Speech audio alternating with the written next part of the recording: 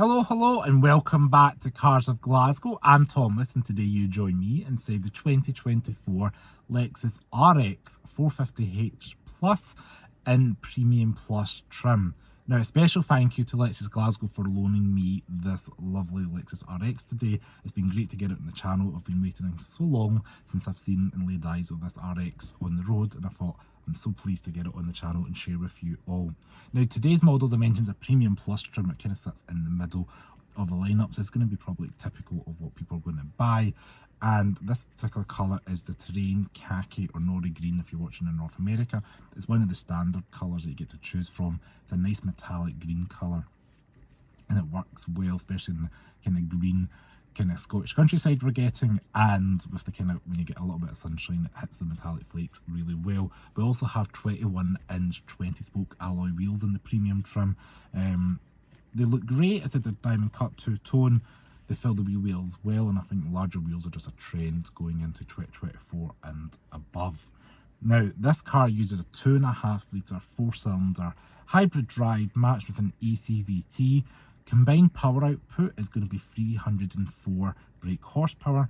This being a plug-in hybrid means it can drive an electric power only, as well as the kind of typical hybrid driving. Now, if you want to drive an EV range only, the EV range is going to be 37 miles or 60 kilometres if you're watching somewhere else. Now, all-wheel drive is standard in the Lexus RX 450h Plus. Now, on the interior, we do have a 14-inch touchscreen that's fast and responsive. We have seen this in things like the Lexus RZ that I reviewed last year. It does have wireless Apple CarPlay and Android Auto as well. I believe that is wired. We've got heated and cooled seats as well as a heated steering wheel. Nice and easy to touch. You can leave them on auto as well if you want. And then we have climate controls, which are half digital, and we've got the temperature gauge that can get turned up and down by a physical button, which is nice. And it's rubberized, so just if you're driving, you can just feel and you know what you're kind of adjusting, and it has a number in there, which is nice. You can slides and toggle the temperature up and down as well, so the temperature, the fan speed, and you can turn the AC on at a touch of a button as well. It's really nice and easy to operate. Down below that, we do have buttons for your rear defrost, your wing mirror defrost, a volume button, which is nice to see as well. Physical tactile, you can depress it, turn the audio on and off, and rotate it left and right, so you can turn the volume up and down. Sounds like a basic thing, but you don't always get that in 2024, and if that's your kind of thing, you're going to appreciate it. Then we've got a fan front demist as well. Just below that, we do have a hazard button, a button for your 360 cameras, and then we also have your climate vents below with this nice silver trim breaking it up, so visually your eyes thinking you're seeing quad vents, but realistically it's just two with the kind of trim around it. Now, the cabin of the Lexus RX, this is the 5th generation, does have multiple USB ports. We have USB-C and USB-A up front. Right now I can visually see 3 USB-Cs, 1 USB-A and a 12-volt power outlet, as well as a wireless phone charger, so you're really covered if you're charging devices up front. And you've got a little bit of storage underneath that sliding drawer as well. They do have 2 large cup holders. One's adjustable in height depending on the size of your beverage. As I previously mentioned, with the ECVT, this is controlled through this little knob here. You can pull it to the left and down for drive, or toward and forward for reverse. Park is a separate button which is depressed in. And just below that again, with the driving modes, so we've got your HV or hybrid vehicle mode, as well as EV for electric vehicle. You can leave that in auto, or you can force it into a particular mode. We do have traction control off. We've got a button as well for auto hold, which just kind of says what it says in the tin. Foot in the brake, and we have a set of lights to just prevent you from rolling away. Electronic parking brake is a little button there, and we do have a big storage bin underneath that you can rotate with a touch of a button and access from the passenger and driver. It is lined with the fuzzy stuff, so nothing's going to rattle around in there. The dashboard itself is nice, clean cut, relatively flat. You know, it's not got any crazy designs. It is a nice premium material, rubberized, decompresses, and the top and the bottom of the dash are all this rubberized material. And it gives me a blend of Lexus NX, the last gen RX, and even this little bit of the trim. It's kind of like a black gloss 3D effect, little bars, geometric. You can get wood as well, but it's something a little bit visually different about that. And then you've got, look at this kind of, I'll say anodized brush satin material that's got in the paddles, as well as little bits throughout the cabin just to kind of lift up. It's not quite chrome and it's not quite like flashy silver, it's just like a nice little brush effect. We do have a glove box. It wouldn't be a CarsofGlasgow video without that, lined with the fuzzy stuff, deep and softly damped. So the seats in the RX are 8-way adjustable with 2-way lumbar support. They're very adjustable. I'm 5'11" and I can get myself comfortable with plenty of headroom, shoulder room, you know. Seat and steering wheel are all electrically adjustable, so if you're tall or small, you're going to be very comfortable in the front of this car. This car does have the smooth black leather. For anybody curious, you can get a kind of cream option and a kind of hazily brown colour as well, from what I've seen on the configurator. Now, up front in front of me, the steering wheel is nice and logically laid out. On the left hand side, we do have touch capacitive buttons that link up to the heads up display to let you switch through things such as doing the telephone or the radio. You can change the volume, etc. Right hand side is mostly for the cruise control and changing the radar cruise control distance or changing the speed. We do have a little instrument display in front of me here. It's not too configurable, it does go red if you change it to sports mode, but the main takeaway for the plug-in hybrid is the left hand side, your battery pack, and it kind of mirrors what you're seeing on the right hand side, which is your fuel gauge. So these little bars that fill up as you're putting more energy into the car or more petrol. So it gives you an EV range and a HV range for a hybrid vehicle. So right now I'm sitting about 131 miles of HV range. I don't have a home charger at home, so I've not plugged this in to charge it. I'm sitting at 1 bar of electricity at the moment, so it's not giving me a readout on EV only range.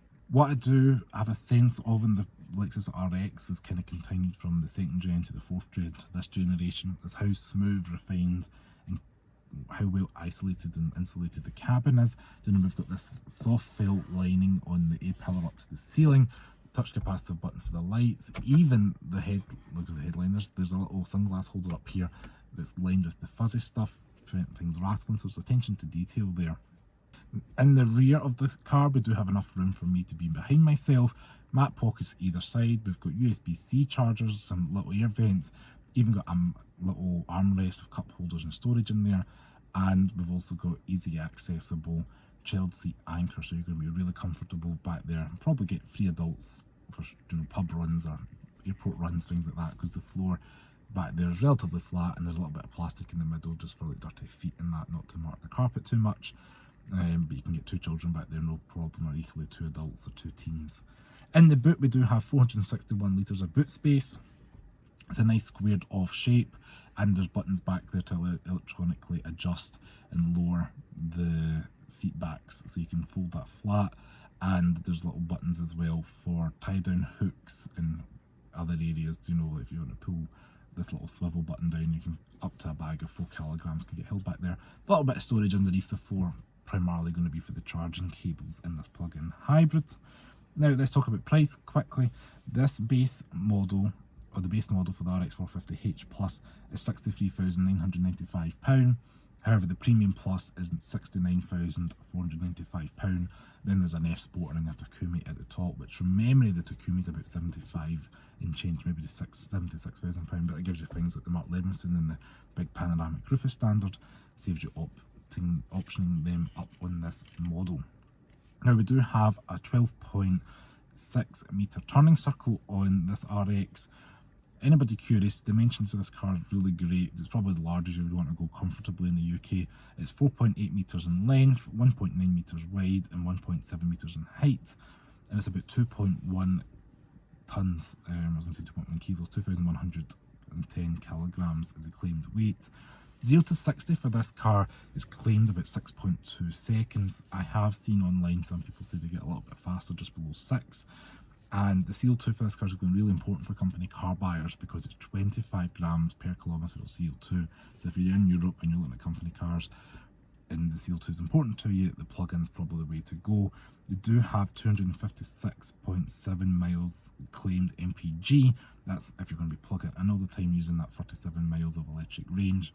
If you're just driving it around as normal that I am, without plugging it in, I'm sitting here about 48.3 miles to a gallon.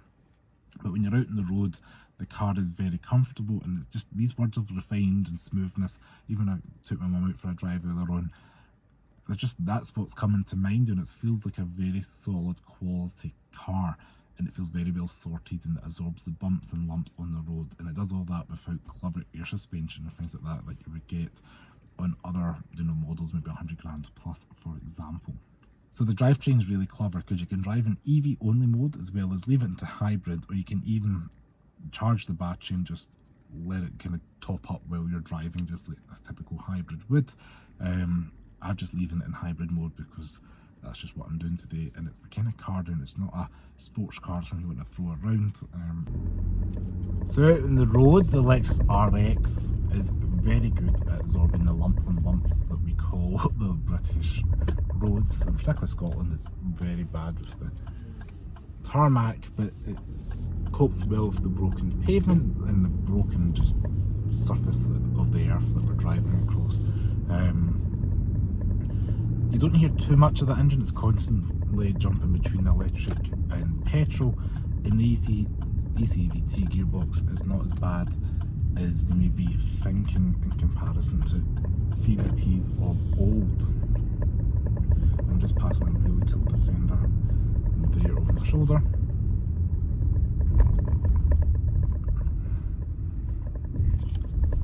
Visibility out front is good. As the day pillars are not too intrusive, and they sit up nice and high to get a good kind of visibility, just greenhouse around you and able to see, and that's quite like about the RX, and it's quite a nice size, not too high, not too low.